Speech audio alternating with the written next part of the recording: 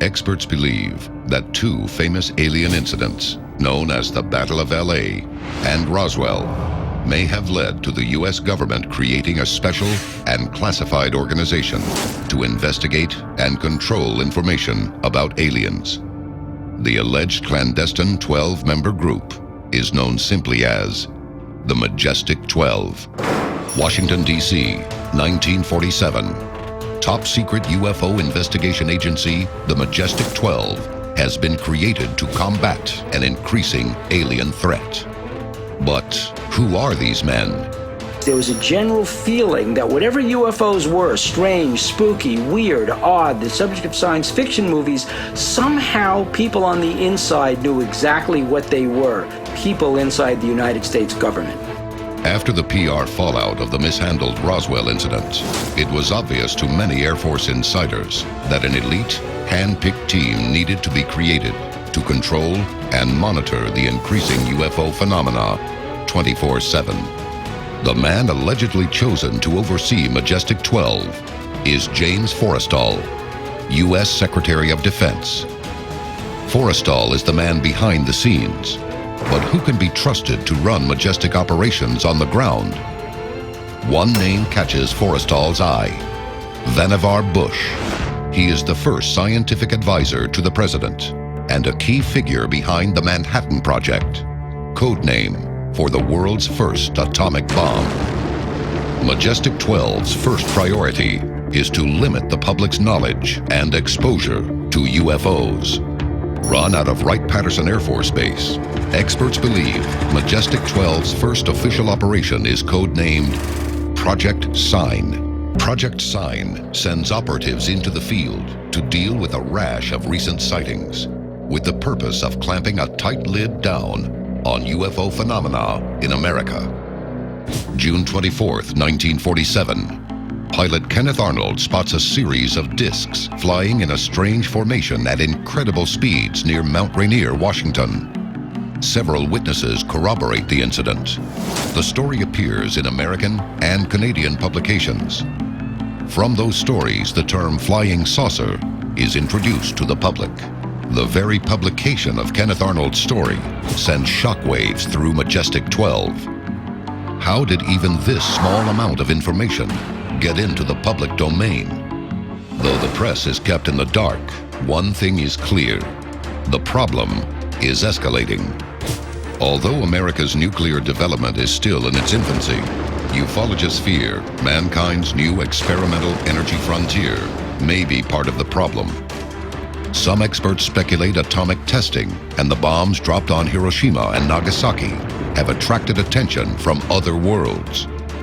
It is obvious to many in the scientific community that if extraterrestrials exist, they may be using a similar concentrated energy source to power their spacecraft. One of the men behind the Manhattan Project atomic tests is Vannevar Bush, the same man who is now head of Majestic 12. Vannevar Bush orders all Project Sign information. From this moment on, the American government's official public position is that extraterrestrials do not exist.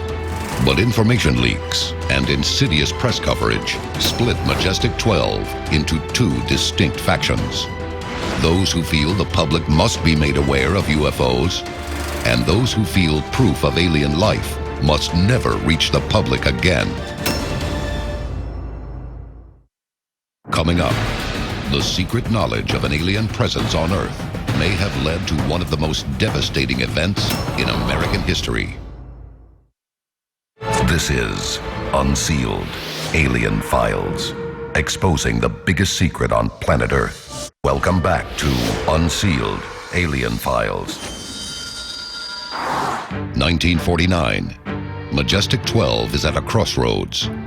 Insiders are pushing for some public form of disclosure, and the man who oversees the organization, James Forrestal, feels the time is right to tell the public about the presence of UFOs.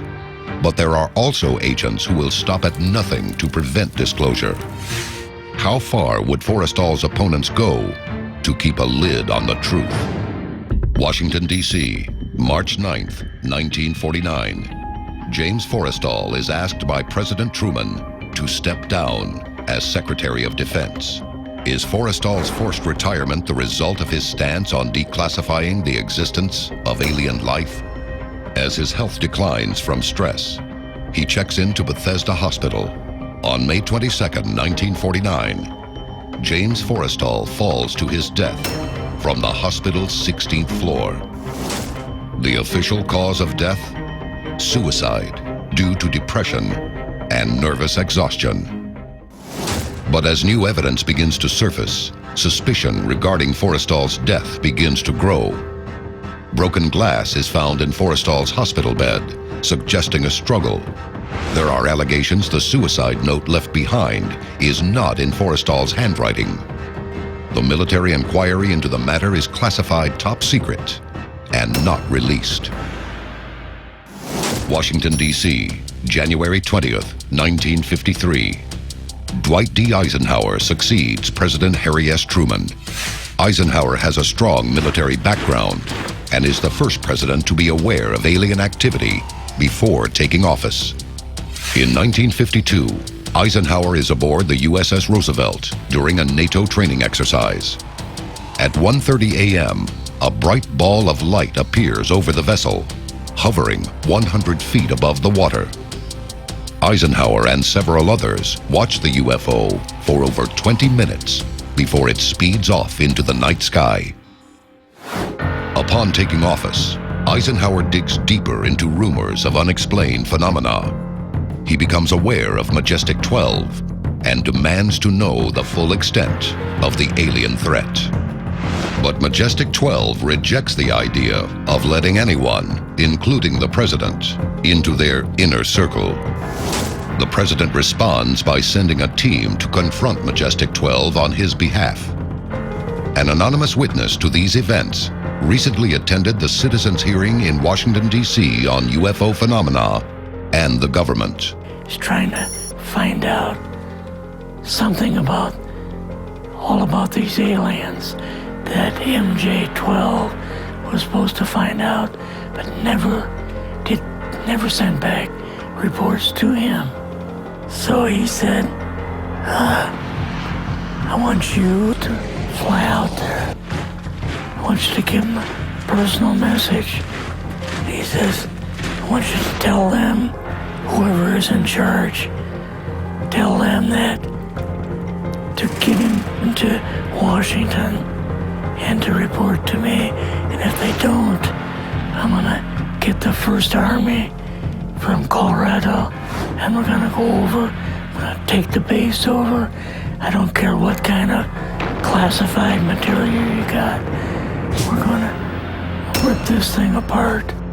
Majestic 12 allegedly backs down, and the team is allowed access to Majestic 12's most sensitive information. They had like different saucer crafts. The very first one had the Roswell craft in. But the greatest shock came in the lower depths of the base. And then the colonel said, what we've got in here is we're interviewing a gray alien.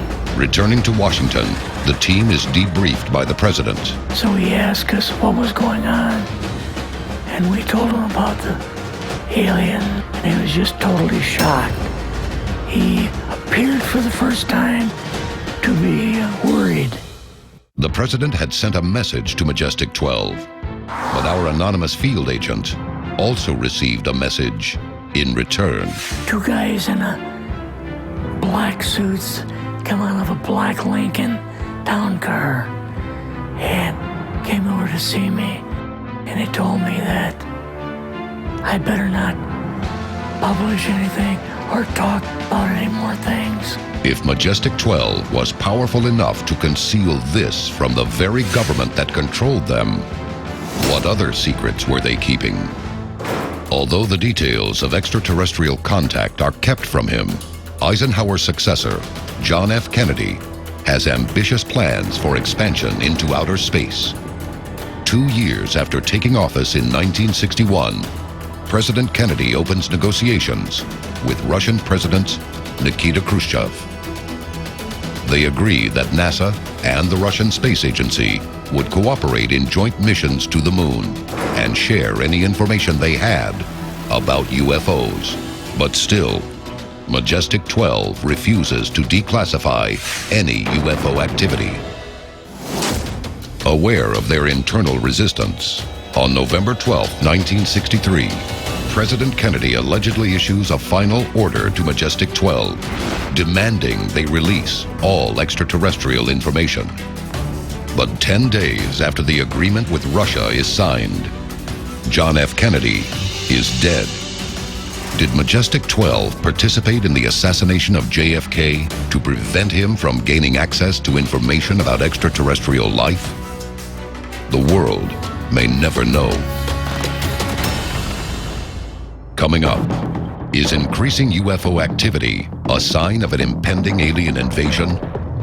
Or is an invasion even necessary if the group that was created to protect us has already betrayed us? These are the Majestic 12 documents. They describe the establishment of a super-secret U.S. government organization in 1947 to deal with an alien spacecraft that allegedly crashed near Roswell, New Mexico. If genuine, they are the most important government documents ever leaked to the public. The question, however, that has dogged the documents from the first day they were released to the public in 1987 is whether or not they are authentic. To answer that question, I traveled to Aztec, a town in northern New Mexico. Like most small towns, Aztec has a main street, but that's not what it's famous for. In 1948, a flying saucer allegedly crashed just outside of town, and with the story of a crashed flying saucer has come the pop culture trappings of modern ufology, a museum, and a UFO symposium. Like any conference, a UFO symposium is a beehive of volunteer activity. They're also a lot of fun. But at their core, they're serious business. Because at a UFO symposium, at least at the good ones like Aztecs, you'll find these guys, ufologists. In 2003, some of the best in the business were featured at the Aztec Symposium. These are serious guys, historians, scientists, authors, internet whiz kids, all of them dedicated to discovering the truth behind the UFO phenomenon. If this were a trial, they would be the expert witnesses. With every controversy, you need a yin and a yang. With Majestic 12, the yin is Carl Flock. He doesn't deny that some UFOs are probably alien spacecraft. He just doesn't believe there is any evidence that they were recovered by the government. Needless to say, he doesn't buy the Majestic 12 story. And there's a fly down there. The yang is Stan Friedman, a nuclear physicist. Stan has been on the UFO beat for over 3 decades. He is the original civilian investigator of the Roswell incident and the biggest advocate of the authenticity of the original Majestic 12 documents. I don't know how to do that. Finally, there's these guys, the alleged members of Majestic 12. There's no question that they were an all-star group, top military leaders, scientists, and civil servants. They were among the best and the brightest that America had to offer in 1947. But were they members of this top-secret organization known as Majestic 12? Were they at the center of a government cover-up of extraterrestrial life?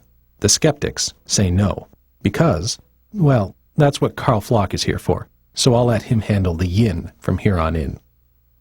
The first big problem with them is that there's no provenance. We don't know where they came from. We don't know, none of the original documents are in hand, so there's no way you can test the paper, you cannot, you can't really look at the inks, there's none of the stuff that you would normally do with a questioned document. You can't do it.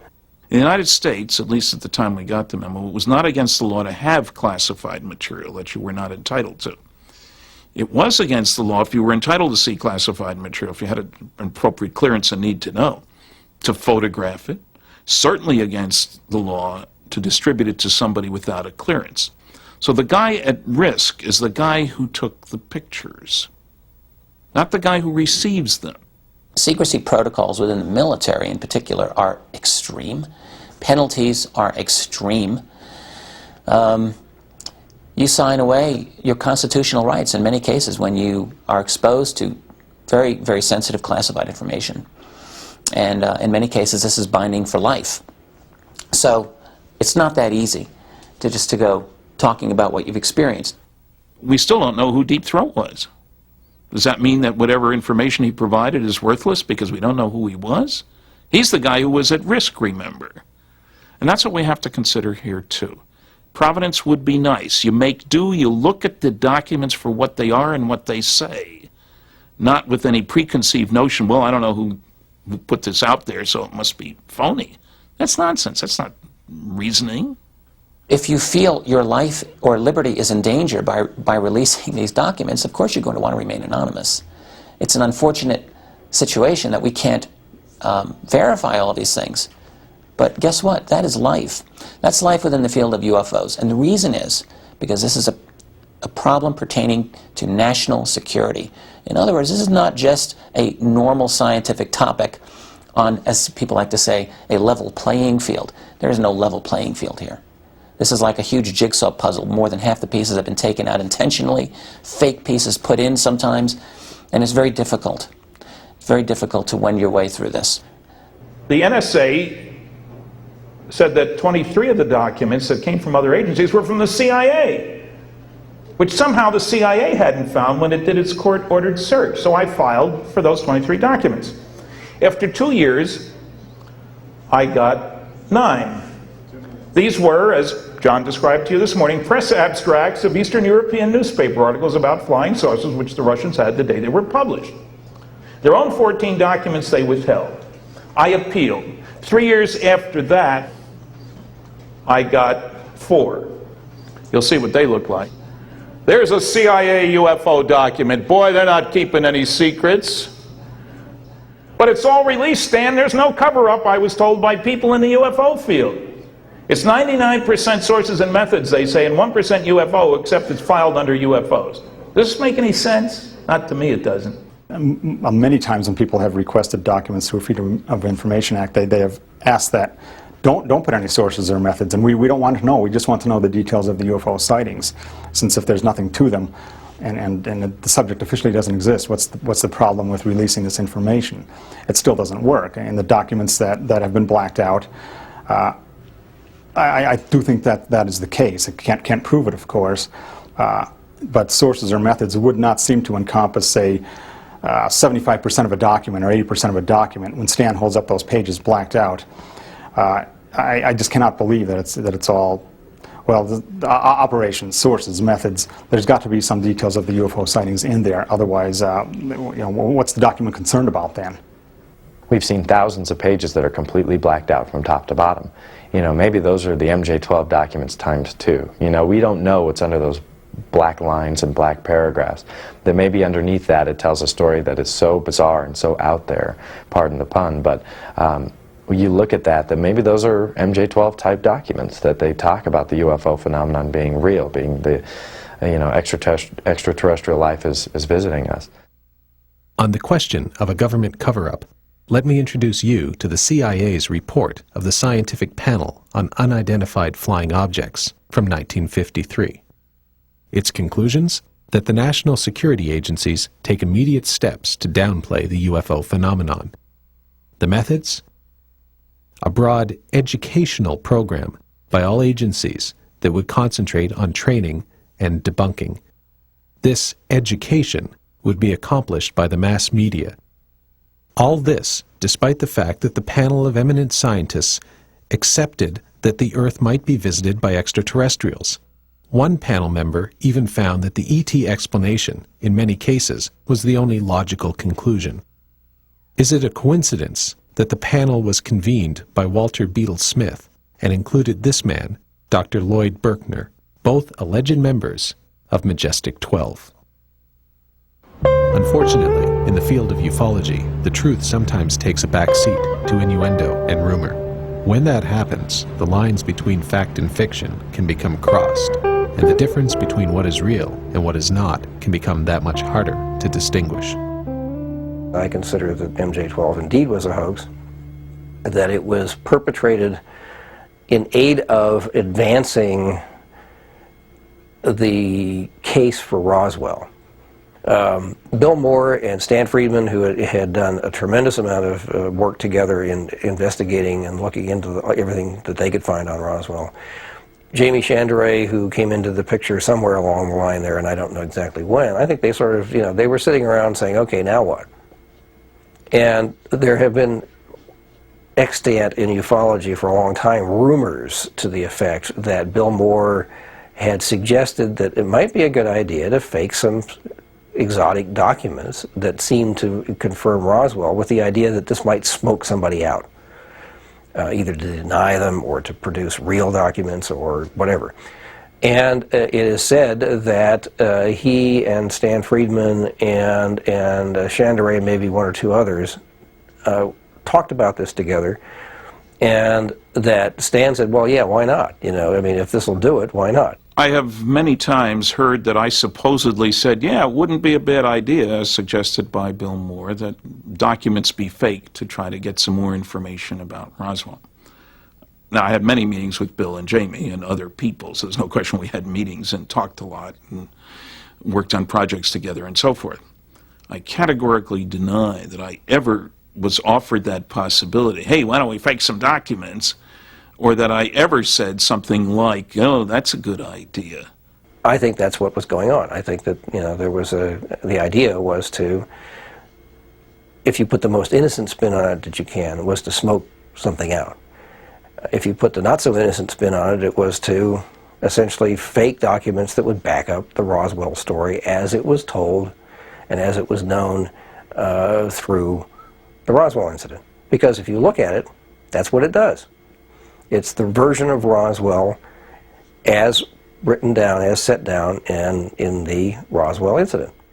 That sounds like a pretty good theory, except for one major problem. The Roswell incident describes two crashes, one near Roswell and one in western New Mexico at the plains of San Agustin. This second crash is not mentioned in the MJ12 documents. Bill Moore would not appear on camera for this film. However, I corresponded with him a number of times. He steadfastly maintains that he had no knowledge of or involvement in any Majestic 12 hoax.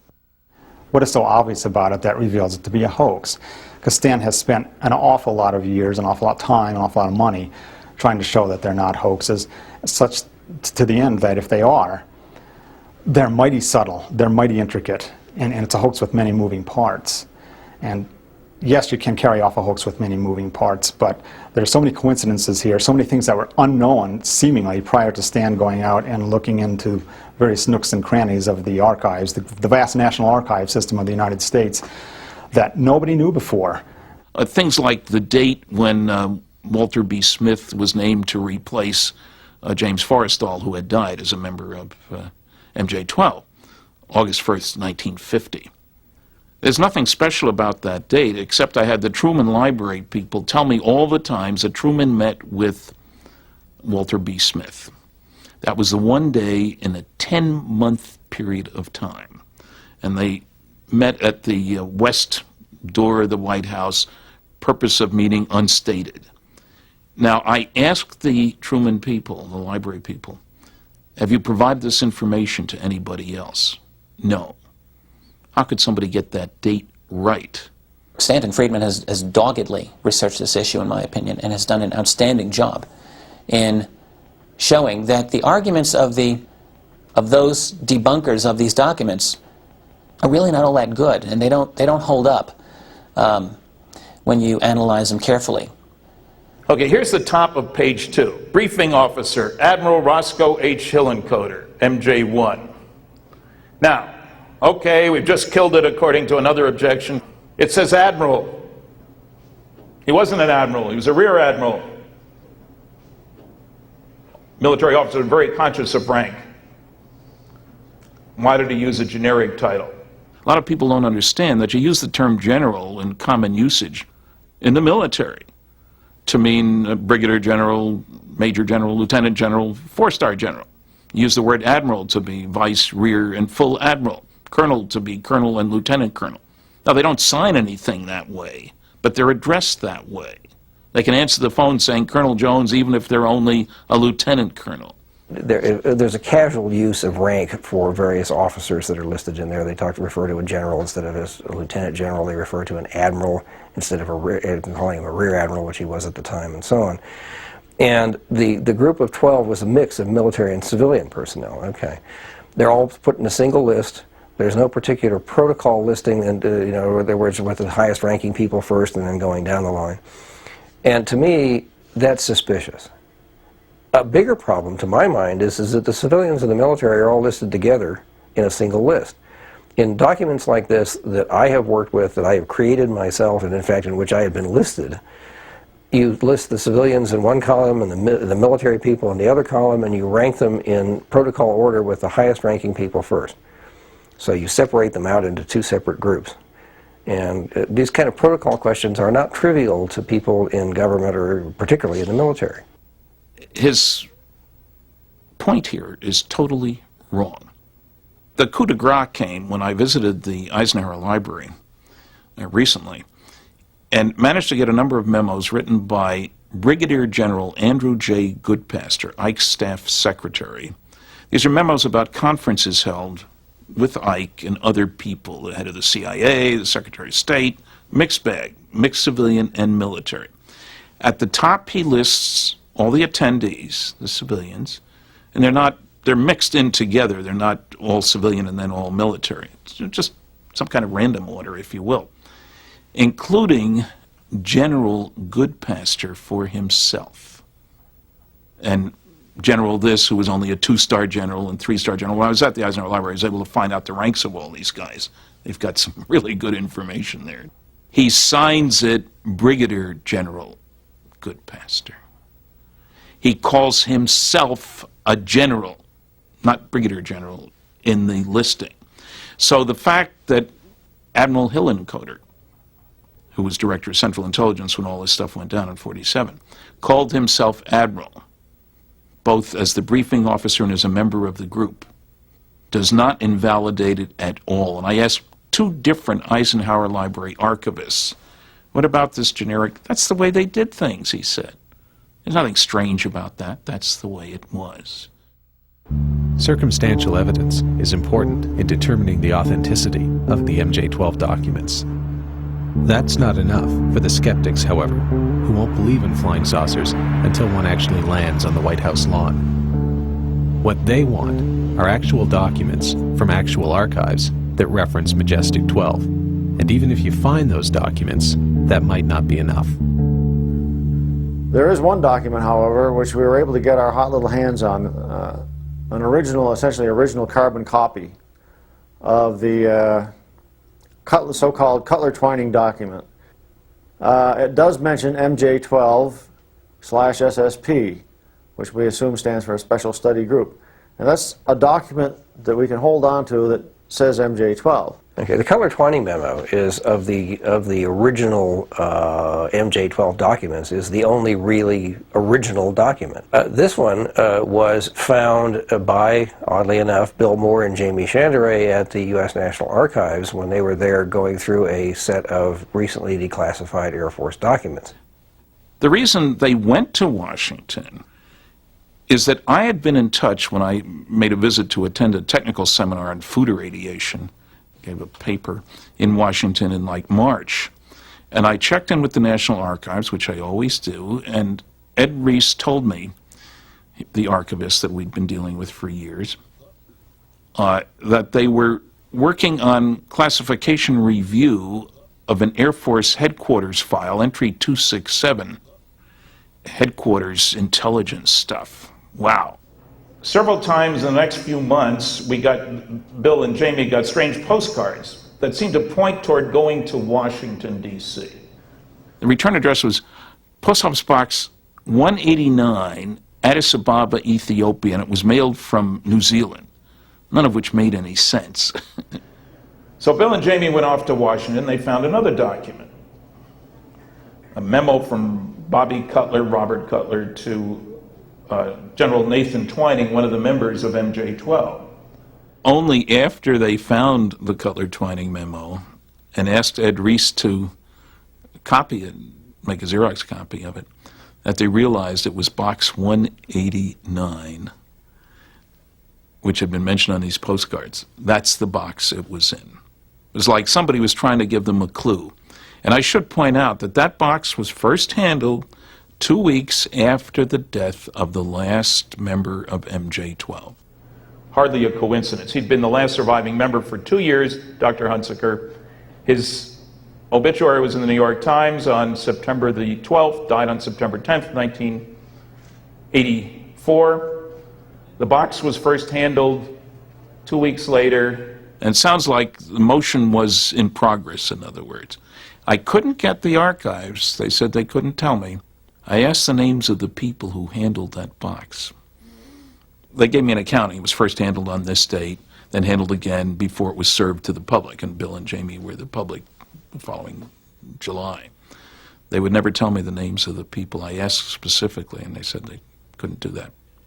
Without putting myself in the position of being indicted by a federal prosecutor, I can tell you that I know that it's possible to take things in that you're not supposed to take in and take them back out again without anyone ever being aware of it. It may be different today in the current atmosphere, but back when, I actually conducted an experiment. I took something in with me, and it was never picked up on. There's false logic here. That it could have been done means it was done. They spent an awful lot of time. Why would they have to go to Washington to come up with the document? Get it in the mail just as the roll of film came in the mail. If they faked it, why would they use a strange security marking? Top secret, restricted. You go with the normal, which would have been just plain top secret. They could have rubber stamped it top and bottom, make it look official. So they've got somebody who's very bright and very stupid. Which is it? For that to happen, you know, with the MJ12, the Eisenhower briefing document coming out in 1984, and people saying, oh, it probably had been faked within a year or so of when it was made public, and presumably this Cutler Twining document would have also been faked within a year or two of its discovery. I would say no. I would say that this had to be an old document, 30, 40, maybe 50 years old. Well, not in 1980. 30 years old, probably in 1984 or 5 or whatever. It would take that long for this outer edge to get yellowed. The creases that had been made in this were perfectly flat, again indicating there was a lot of pressure on it for a long time. And as others have pointed out, it was a onion skin paper with a watermark that was made at that was being used by the government at the time that this document would have been made. So I think that provides rather credible evidence that the MJ12 thing, group, whatever, is real. You could say they faked it all. That's easy to say. Oh, it's all a fraud. That avoids having to do the work to establish it and avoids dealing with the critiques of the critiques. Oh, it's obviously a fraud. Why is it a fraud? Well, nobody used that top secret restricted. That's crazy. Restricted is the lowest rating. Top secret is the highest. Who would combine those two? That's ridiculous. It turns out the easy way out is that the General Accounting Office, when they were doing their study for Representative Schiff from New Mexico here, they were looking all over the country at all kinds of document archives for documents about Roswell. And one of their entries in a 400-page book about all the things they did was that we were looking through these files up through top secret on December 7th, 1994, and we didn't find anything about Roswell. However, we did notice several instances of the use of top secret restricted, even though we had been told, Majestic 12 in parentheses, that it was not in use at the time. If the GAO says so, it's good enough for me.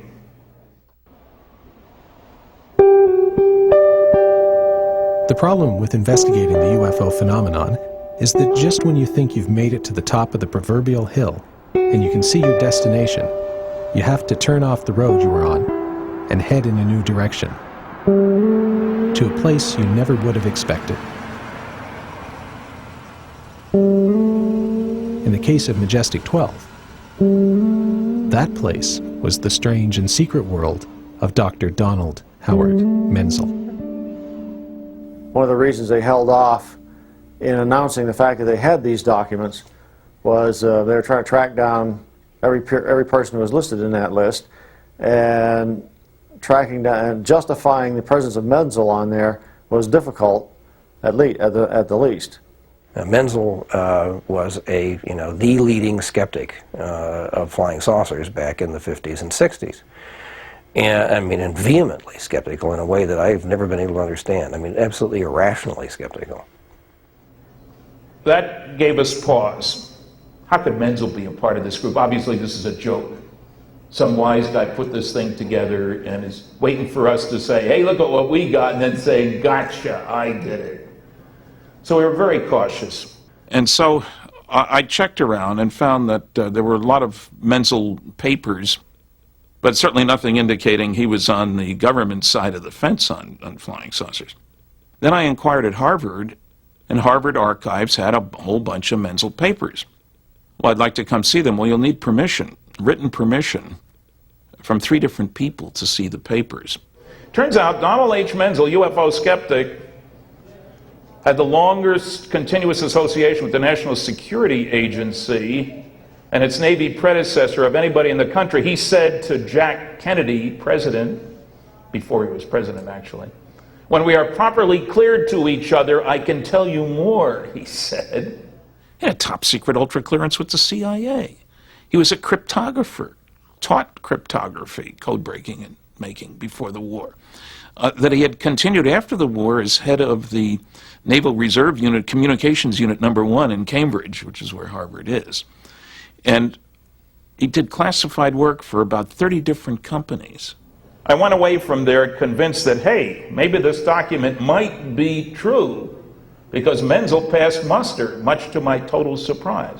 I think the Donald Menzel aspect of the whole Majestic 12 controversy is probably one of the most eye-opening, that you had this guy who was the arch debunker of his time, writing anti-UFO books with down-to-earth explanations, and then you find that he led this double life where he had high-level links with the intelligence community, did consulting and contract work for them, and had done so for decades. And regardless of whether or not he really was connected to some sort of Majestic 12 group, he was very well able to hide this double life that he had. I discovered that Dr. Menzel had a close connection with Vannevar Bush dating back to 1934. Now, Bush had been at MIT. During World War II, he was sort of the science czar. And I had discovered in Bush's papers at the Library of Congress Manuscript Division a letter, a mysterious letter to me. It was from a law firm to Dr. Bush, thanking him for all his efforts with regard to the loyalty trial of Donald Menzel. And that fortunately Menzel had been totally cleared. We really appreciate all the effort you made. It was 1950. And it turned out Bush, who didn't have to testify in favor of anybody, he spoke extremely well of Menzel's efforts during the war, and it was clear he knew what they were. It was all together kind of a big thing to see Menzel connected with Bush, who had clearances for everything and, was right top dog in all the classified projects. If it was shown upon Stan's investigations that Menzel was simply that a debunker, then that would have actually have suggested that his involvement in Majestic 12 was bogus, and by implication the documents were bogus. But because of the fact that Stan was able to show that Menzel did lead this double life and was heavily connected with US intelligence, that to me is a pointer that whoever put the Majestic 12 documents together was aware of the fact that Menzel would pass muster upon investigation. Stan Friedman spent a lot of time looking into Menzel's career, and he discovered that Menzel had he actually had a quote secret life. He was, he was a Naval Reserve officer. He was a cryptographer, cryptanalyst, and so forth for the National Security Agency, and a variety of other things. This was not such a big secret as I think Stan seemed to think it was. I mean, if you knew anything about Menzel, you would have some general inkling that he was doing these kinds of things. He was involved in them, but even before MJ12. The question of whether anybody knew about Donald Menzel's high security background is an interesting one. You won't find it anywhere. There were people writing about Menzel and his lousy explanations for UFO sightings, but nobody pointing out his very tight connection with the intelligence community. Now, Carl, because he was a member of the intelligence community and happened to be at the right place at the right time, was aware that Menzel was doing stuff for them. Nobody else knew that. Now, if somebody wants to suggest Carl prepared the documents, forged them, I'd say he couldn't have, because there were other things that he didn't know that had to be known to get the documents right. But nobody else, any of the favored choices, Bill Moore or whatever, knew this stuff about Menzel. Remember, you couldn't walk in off the street and get this. You had to get written permission from people to see those papers. It's easy to dismiss and broad brush these documents and say, oh, obvious hoax, who would ever put Menzel on? Well, it turns out that Menzel's presence there on that list maybe did really serve a purpose, and Stan has gone to great lengths to say why that is the case, and has shown why it is the case. It wasn't until Stan had done this investigation of Menzel himself and found out that Menzel was living sort of like a double life that it was possible to justify the idea that, well, yeah, Menzel might be on the list after all if he's trying to do cryptanalysis of the writings and being a sort of almost like a public figure out of all those people. A public figure was associated with a major university, and his word would carry some authority in it. So if he says it's all bunk, then the general public would tend to believe it. Personally, I think it was a very clever both red herring and a joke. Because in the document, it specifically says, they talk about the origins. They say, well, we've considered the origins of the saucers. Where do they come from? And one of the membership of the MJ12, Dr. Menzel, notably Dr. Menzel, says that he thinks they came from Mars. Well, Menzel was notorious for his obsession with mythical Martians. He sketched them all the time. He doodled them all the time. He did paintings of them. Having Menzel say, I think they came from Mars, is this clever little hello. This is really not real. It would appear that Carl Flock hasn't read the MJ12 document. It is very clear in there that it is said that while others thought they might be from Mars, some of the scientists, most notably Dr. Menzel, said it was from outside our solar system, the source. He didn't say they were from Mars. He said they weren't from Mars. It's one of those arguments that sounds great until you realize it's exactly the opposite of what is said. I can imagine the military people saying, well, where could they be from if they're not from here? And somebody's first thought, War of the Worlds and all the science fiction about Mars would be Mars. On July 29, 1952, General John A. Sanford, who was the director of Air Force Intelligence, held a press conference. He had been directed to hold a press conference and talk about what was going on. And in that press conference that started about 4 o'clock in the afternoon on that day, he said that we have investigated between 1,000 and 2,000 sightings and have explained the bulk of them to our satisfaction. The FBI sent their liaison person to the Air Force to find out what was going on with all these sightings. The FBI man was told something rather different from what the general public was told. First of all, the FBI man was told that there are some percentage of sightings that could not be explained.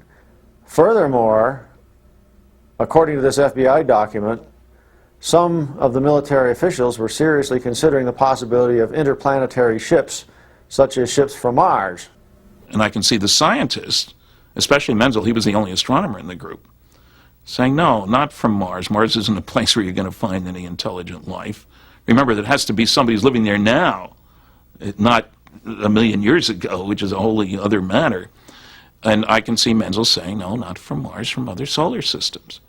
So what Carl claims is an argument against it as an inside joke is nonsense. It isn't that at all. It makes perfectly good sense. It would be if it were the other way around. But it isn't.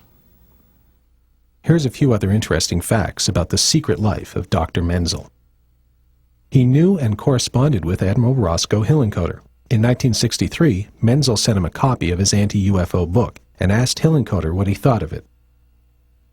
In a letter where there is just as much between the lines as there is in them, Hillenkoetter replied that the book was very well done and that Menzel had effectively put to rest all surmises about flying saucers being from outer space. You have done a thorough and praiseworthy job, Hillenkoetter said to Menzel.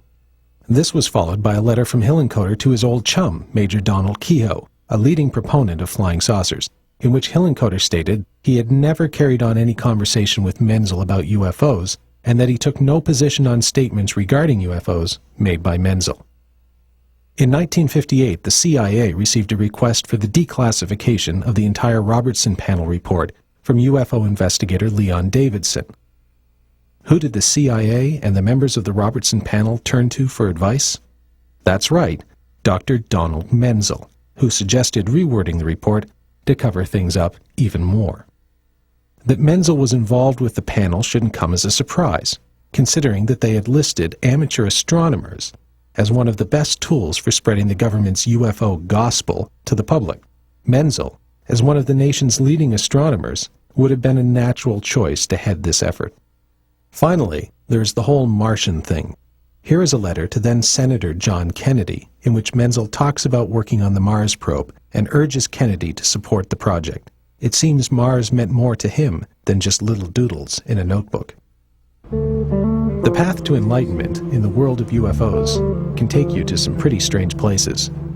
So it was that I ended up one day at an abandoned radar base in El Vado, northern New Mexico, with UFO researcher Scott Ramsey, where I would discover the relationship between truth and fiction and the UFO phenomenon for myself. It's a proven fact, a verifiable fact from the documents that have been declassified, that the FBI and the Air Force had a meeting in October 1988 to discuss the documents.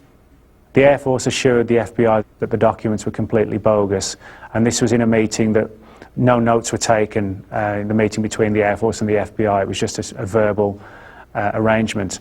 Nick Redford sent me a copy of a letter he got from Air Force Colonel Weaver. He's the man who wrote the Air Force's Roswell report, the big fat Roswell report, Fact versus Fiction in the New Mexico Desert. The Air Force supplied the fiction, unfortunately. Monster. Okay, he sent me a copy of that letter in which Colonel Weaver goes on and on about everybody knows these documents are bogus. And he sent him along a copy with the word handwritten bogus in big letters on each page. So I filed a Freedom of Information Act request with that office saying I'd like copies of all memos, letters, all this sort of thing. There's a whole list of things you have to say if you want to cover everything.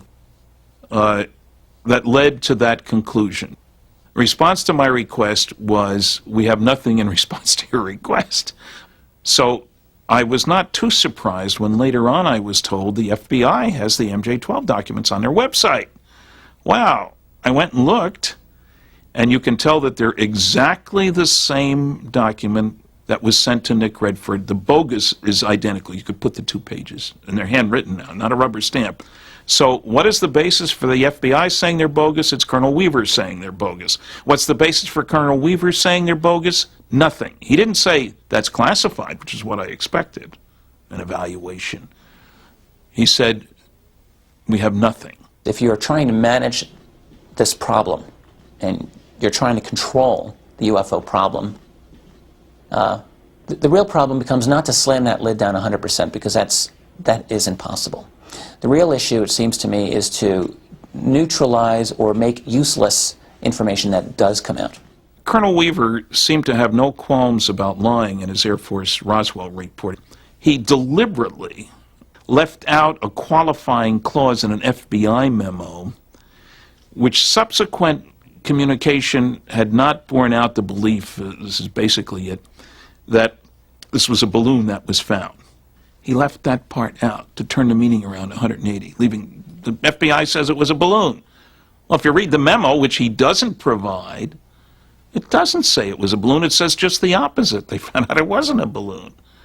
This is disinformation.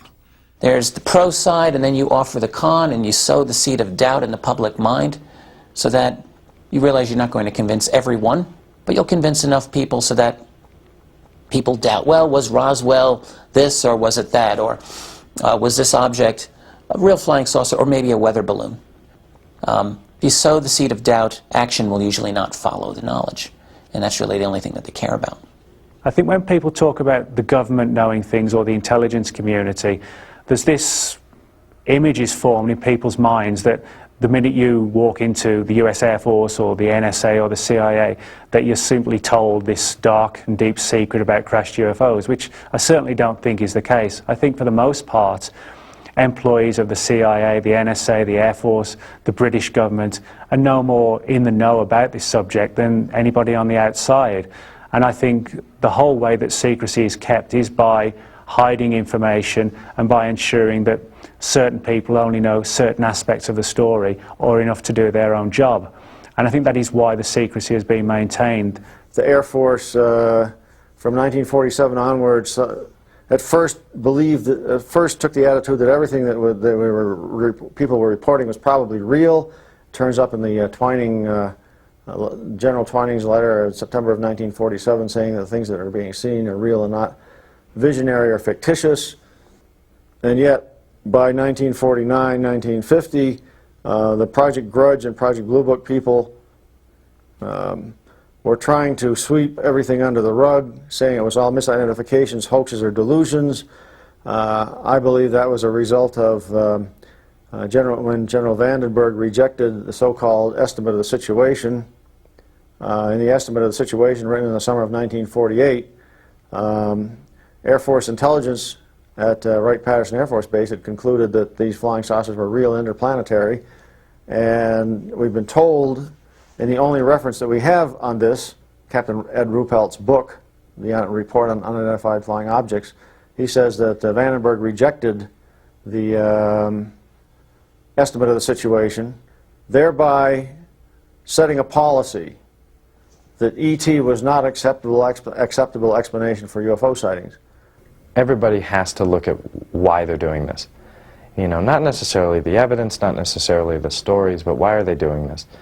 You know, you've got 50 years of blacked out documents of stories being changed, like the Roswell incident 4 times. And you've got manuals that come out that are reporting these things. And they're just trying to lie to you and say since, you know, the late 60s they haven't reported these UFOs. Yet both military and commercial pilots are reporting these things. What are you left with to decide, you know, what this phenomenon is?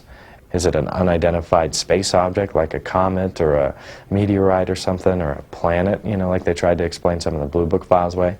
It doesn't seem plausible. The only thing that seems really plausible is this conspiracy is massive. You know, that the government is hiding this stuff for so long and they're trying so hard to keep it from us. I think the last question would be why? And that's what we all have to kind of answer for ourselves.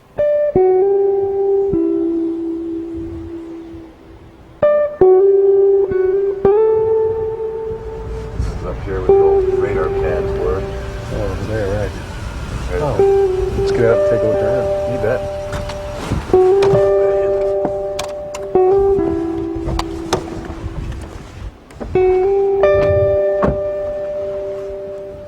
So this was it down here. It's 1947, 1948, and you happen to be the President of the United States. Let's say that you learned something important about UFO problem. Let's even go a step further and say, like some people claim, that you got access to some sort of hardware that didn't belong to you. If you're not going to share atomic technology with the world, what on earth would you do with something as exotic as alien hardware? Good Lord. You're going to keep it so hidden you'll have to hide it from yourself. You'd have to restrict access to the most absolutely, utterly, crucially reliable people that you know about, and that's it, and have them figure out what the heck this stuff is, what it can do. And they would be sort of like the troll under the bridge that says anybody has to have a high security clearance. They make them pay for getting in to see whatever this hard evidence is. They're controlling the doorway to the evidence. And information might flow into that doorway, but isn't likely to flow out. I am convinced that something very, very strange happened at Roswell. And personally, I do think there's a lot of credible testimony that suggests it was a crashed UFO and that alien bodies very, very possibly were recovered. I think what probably happened in the wake of that, though, was that when the story began to leak out, various deception programs and operations were put into place, and anyone who dared to become involved in investigating these things, who was outside of the loop, would simply find themselves in this mass of confusion, a kind of a hall of mirrors, where it was kind of difficult to know where the truth began and the rumors and the fake stories ended. Majestic 12. It all comes down to the Roswell incident. Fact or fiction in the New Mexico desert. But who's fact and who's fiction? When the Air Force took it over, it became the Tia Amaria. And then later on in life, El Vado. You dare to go in there? Sure, let's take a look. You're not afraid of bats, are you? Well, I don't want to get bitten by one. This is it right here.